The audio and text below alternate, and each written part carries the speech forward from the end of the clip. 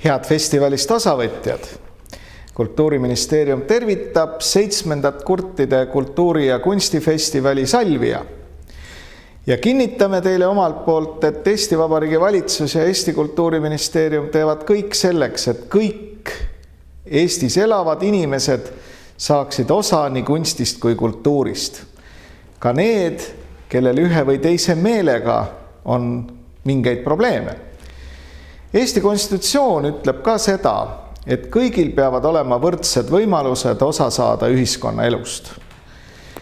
Eestis ehitatakse uusi kultuuriinstitutsioone, kus arvestatakse kindlasti kõigi nendega, kellel näiteks on kas kuulmispuue, nägemispuue või mingi muu puue. Ja puuded ei saa olla probleemiks inimestele, kes tahavad osa saada kunstist ja kultuurist. Ka meie teatrid teevad oma jõupingutusi selleks, et kõik inimesed saaksid osa näitemängust.